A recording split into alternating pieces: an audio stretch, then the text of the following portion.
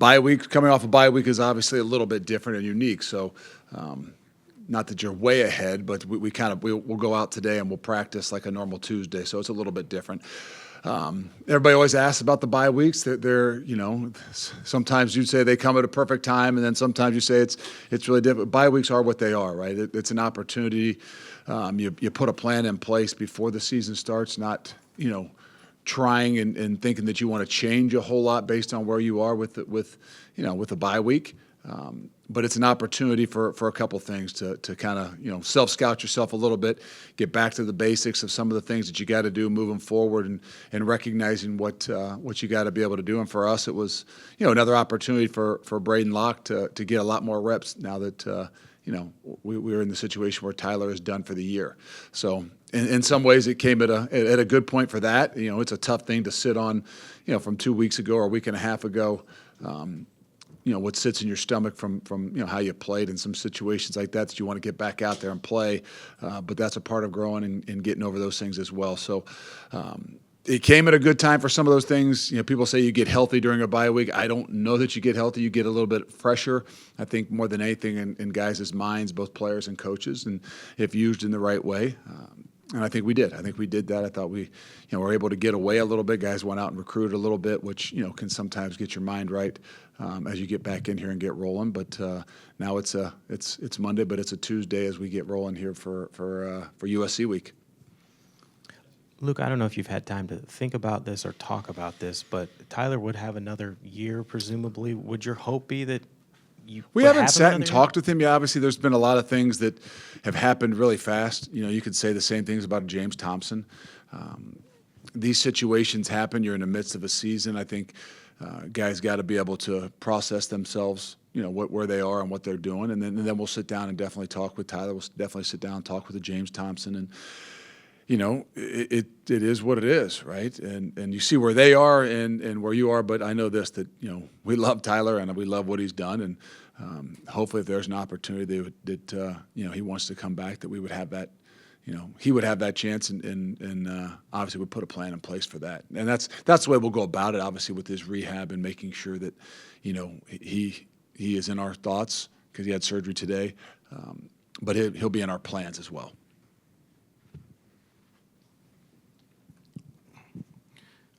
Luke, you've kind of alluded to leaning maybe more on offensive line at various points, or I think that was basically kind of what you talked about. I guess I want to get an idea of kind of what that might look like. I mean, we can assume it might be more of a run game thing, but I don't know. What's kind of 22 personnel look like the old? No, I think we've always kind of thought going into the season that you had some guys back up front there that you had a lot of confidence in, and you wanted to be able to lean on those guys. And so I don't know that it changes a whole lot. You still want to be able to lean upon those guys in a lot of the things we've done, and we've done that, I think, a little bit more in the first few weeks. We've been pretty efficient in running the football, and maybe it hasn't been as explosive as we'd like, but we went into the year and the season thinking about relying upon those guys and leaning on those guys heavily, and we'll continue to do that. And what that really looks like, I don't know that it's like a wholesale difference, right? I don't know that it's gonna, that you're built to say, okay, all of a sudden you're gonna look like the old Wisconsin. But it doesn't mean that those guys don't play a bigger role. They don't build the confidence to what we're doing, and they're the strength of who we are. It was like that, last year. That was like that, 6 weeks ago, and it's still like that today. Luke, you mentioned getting a lot of reps for Braden. How have you seen him kind of step up in the last week? Because he was obviously disappointed in camp when it went the other way for him in that competition. But how have you seen him kind of embrace this challenge and this new role for him? Well, I think it's leadership. I think that, some guys think that when they're not the guy that their leadership role has changed. But, I tried to explain that as you go in that room in particular, that every quarterback's a leader in his own way. And, now it's changed a little bit, meaning that, you got to walk out there, you're in front of that first huddle. So maybe it's a little bit different, but it still wasn't different than what, you were when you started camp, when you were battling. It shouldn't be much different than you were when, later in camp when, Tyler was named the starter. It just is in front of a different group, right? And whether you're, you were doing that some way somehow with the twos, and a lot of times against the one defense. Now you're doing that with that first group, and he had done that a lot. I think that's where if you go back and say all of spring football, those guys rolled with the ones and twos. It wasn't like really it was Tyler's job, and he was rolling with the ones, but it was still a competition. They were balanced reps with both sides, with both the ones and the twos. And so as you look at it now, that was probably a really good thing, and it gave him a lot more opportunities to be around those guys. What areas during the bye week defensively have you identified as areas you think maybe they can take some strides forward going into Big Ten play? Well, it's still developing the depth up front. Finding ways to continue to be more aggressive. I mean, the game comes down to making plays, and that's where we've got to continue to find it. And it's not like something you can scheme up every single week to say, hey, this is where we're going to make a play. This is how we're going to get a sack. This is how we're going to cause a fumble. It's guys continue to build confidence. Guys playing fast. This guy's playing aggressive. This guy's winning. And so you don't want to get into that mode where everything's got to be perfect, and now we got to design some new defense, and this is what we've got to be able to do to make a play out here, and this is what we got to be able to do to make a play on a deep ball. It's about doing the ordinary things really, really well. And so you that's one of those things with a bye. You got to have some balance to not thinking that you can wholesale and make different changes that are going to create different things as opposed to building more confidence in the things that you do. Just how valuable was the experience that Braden got last year in a similar situation? And what kind of confidence how well he did last year give you that confidence going forward? Well, that along with a lot of spring football, with a lot of winter conditioning, meaning, your ability to lead, your ability to become a part of that group, and I mean that offensive line group that we obviously lean upon heavily through fall camp and things like that. Yeah, so a lot of his experiences give him, me, and a lot of the guys around him, a lot more confidence because he was thrust into some really tough situations even last year, and so all those things kind of work together. I think that it also gives you a better idea of what you need to do, how you need to adjust because of the strengths that he has, and so that'll give us an opportunity. That's what sometimes a little bit of the bye week give you a chance to kind of hone in, focus in on recognizing the things that maybe could be a little bit different based on what he does and what Tyler did. But more than anything, it comes down to him. It comes down to him having those experiences of playing, getting thrust into an Iowa game, and then going and playing against an Ohio State, and preparing the way that he had to prepare to play, and puts him right back into that position. Luke, when you're building something, how much, if at all, do you look at the teams around you in the conference and compare yourselves to them or measure? Does that even enter your thought process? Well, you got to be careful. Twofold, it can make you more worried in different things, but I think you're always trying to learn from how people are doing things. Right? This is a changing landscape, and the idea of building and the idea of creating and developing the program, I think today is a little bit different. And what does that mean different-wise? We don't really know because it's still evolving in the landscape. But you are recognizing, you are seeing. There's not a whole lot you can study at this point in time. It being early in the year and having to focus on yourself. But you do take notice. And you even take notice at the things maybe you didn't notice as much before the season started, whether it was last January, and how people went about some of the things that they were doing, and then how does that look and how is that working in the landscape that we have now. So you don't have a ton of time, but if you aren't studying and you aren't looking ahead, then you're falling behind. Luke, you mentioned Mabry's a play away now with how things shook out. Just does having quarterback injuries back-to-back years maybe adjust at all how you practice to make sure a guy like him is getting the snaps he needs to get ready, or do you have to balance it and say Locke needs more to lead the team? I don't know. I mean, yes, there's some things. I mean, I would tell you in camp that we did more reps with the threes than we ever have. I would tell you in spring football we did more reps with the threes than we probably ever have. We actually went out and found some offensive linemen to get us a third group for spring football just because, we had a young guy that we knew we had to get a lot of reps for. And a lot of times in spring you don't. You don't have the ability mostly with the big guys to go a third group. But we felt like it was really, really important. And again, those reps are different. Those reps aren't as, there aren't as many things that are going on, and sometimes they can be very difficult too, but with, sometimes the makeshift or new guys in the offensive line in particular. But, maybe we didn't get a ton of, the 2 reps this fall camp just because there was such a battle going on with Tyler. So that maybe as you look back at it, might have been one of the tougher things, but it wasn't from a lack of reps, and it wasn't from the lack of, studying and more working those things a little bit more mental. I know we didn't get a chance to talk to you last week, but upon further review of the Alabama game, were there points when you looked at the tape that, despite the score, you were encouraged with? Yes, there always are, right? I mean, 14-3 with 40 seconds to go, right, in the half, and you're in a position, to score some points. You're in a position to maybe score a touchdown. You're in a position to get the thing to halftime and get it to the second half like you envisioned. And so there's some positives right there. There's some plays out there.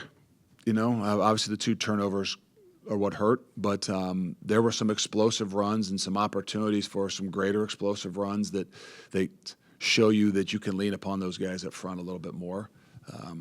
But it comes down to making plays, right? I mean, we just kind of hit on it a little bit there in the past. I think when you look back at it, you say, okay, there's opportunities to make plays. We got to make them. And I think that the guys are in positions to make some of those plays, and we just got to do a better job. They got to have the confidence. They got to be a little bit more aggressive. But there's definitely things that we did well that didn't show up nearly as much because of the nature of the game and how it ended up. Look, if you needed a backup quarterback here the last 2 seasons, in your experience at Cincinnati, Ohio State, is that something that's occurred pretty frequently? Is that just kind of a natural thing, especially at quarterback, where at some point the backup's going to be needed during a season? I guess I've been pretty fortunate. We had it once, I think, in my experience in Columbus. Happened really early when Braxton Miller went down. But that was pretty much it, I think, in the whole time there. And first year at UC, we were kind of going back and forth with some guys, but never really had an injury. So we've been very fortunate. We've had some dings here and there. We had some guys that we sat, our quarterback at Cincinnati, I think, the last game of the year, knowing that we were going to be back in the championship game the following, just because he had a bad shoulder. But no, it's been a situation that's been, new and a little bit tougher to handle. But I guess it just reminds you of how fragile it is, right? I mean, that position in particular, I think in college, like I've said, for the last year and a half, is, obviously very important. It is in every level. But I mean, maintaining a room in college football right now and at the quarterback position is difficult. And this shows it and how important it really is when injuries do occur. But no, it's something that's uniquely been a little new to me, and I guess I look back and I realize how fortunate I've been in some of those situations. Luke, when we talked to Phil a couple weeks ago, he mentioned some of the stuff that you were talking about before, different not position groups, but personnel groups, and the way that the offense looks. He also said that I'm just here to please Coach Fickell. Are you guys on the same page in terms of what the offense wants to look like or what you want it to look like? And was there a process maybe to get there? Well, there's always a process. I mean, I reflect back on the times at Cincinnati, right? I mean, those defensive guys have some vision of things that, you want to see. But I also know that I couldn't do a better job. And that's the hard part, right? What's too much and what's meddling too much. I don't try to do that. I try to say, hey, we trust you. This is what we want. This is how we go about it. A lot of the questions are asked, whether it's spring football and fall camp and knowing how we're moving and growing and adjusting. And so that's where it is. I mean, we all have this vision, that the ball moves more, that bigger plays are made. How they're made, I'm saying it's not some special play. That's the thing that I think gets lost in the whole grand scheme of things, right? I mean, that it's some special play that you call. No, it's called execution. It's called guys winning one-on-ones. I mean, I would tell you, and this is, what we talked about. There's two plays. I want to say play 6, but it's not because I messed it up. Maybe it's play 9 and play 13, or play 9 and play 17 in the last game, that are runs that one's 11-yard run maybe and one's a 13-yard run, that I'm just, that they're, a couple inches, a couple feet away from a lot bigger than that, meaning that a guy falls off of a guy playing man coverage and, ends up tackling a guy for 11 yards when, dang, I don't know how he came off of his man. There's another one where a guy comes off the slot receiver out there to the field where even a defense guy like that guy's not making a play in the middle of the field, where you make a 12, 13-yard gain and you're that far from maybe that thing going, 30, 40, maybe further. And so I just remind, even when I go in there and remind them, like, that the plays are there. We just got to find ways to finish. We got to find ways to understand that effort is going to overcome a lot of those things. So the vision of bigger plays, yes, but it's not in any different way. And that's where we've got to continue to grow to find. It's just like defensively in the off week or the bye week. Did you guys do something different? No, it's hard. You got to do the ordinary things a lot better to make them look extraordinary. And I think that's where we are with all that we're doing. With the first road trip to California, it's obviously no small feat to get a Division I football team from Wisconsin to California. Are there any practical steps that you guys have to take to, live in the expanded Big Ten? We're going to have to miss class, which is not normal in college football, I think. So maybe a Friday where they have to, they've been in a routine where it's been able to, be a nice Friday, relaxing a little bit more in the sense that we weren't in here till 12:30 as a player. Coaches get to, be with the family early morning on Friday just by nature, and going traveling to the West Coast means Friday morning is going to come really quick, and we got to get in here. The guys got to, get here and get ready to roll, and so that's different. But is it completely different? No. I mean, if you were going to the East Coast, it would still be early. It just maybe wouldn't be as early. So I don't think, that we're trying to go about things a whole lot different, So road trips are road trips, and, this one's just a little bit further. Luke, there's some, with Wisconsin right now on the current roster, the current coaching staff, connections to Southern Cal. Do you have to have any conversations with Tackett or CJ or Alex, who was let go, about this game or about heading back to Southern California and the process with that? No, I mean, I will to CJ, I will to Tackett, just to make sure they understand, like, this isn't, this is about Wisconsin versus USC. And don't make it about anything different. I know that we all can have some type of feeling, but when the ball's kicked off, it doesn't matter. It's still about playing football. And I've been in situations where, even when I was at Cincinnati, that we had transfer guys that did come from places that you go and you play, and I know deep down inside those things are, sometimes can be difficult. So, I'll talk to them about them just to make sure that they understand that, this nothing different. Let's just do the things that we do and make sure it's about Wisconsin, make sure it's about the battle against USC, and it's on the football field. And the good thing is we got really mature guys that understand that too. But I'm also, it's not that there's not something deep down inside there that is motivating as well for them. Coach, one of the things when we spoke to Braden after the game last week or the week before, he said one of the things he works best at is playing up-tempo. Is that something you kind of emphasized in practice, this past week? And how do you kind of make sure he kind of gets into a rhythm playing up-tempo? Well, it is. I think that, that's part of the trying to figure out what each guy does a little bit better than the other. And Braden is a guy. He's a guy that knows the offense. He's a guy that can handle things to go, probably at a greater tempo. So there'll be things that we'll adjust to him. How much, I don't know.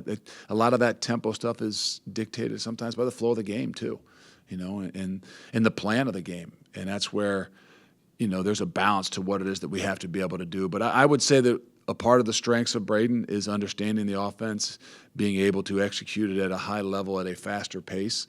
And that'll be something that, I think that he can do and can do and will do well.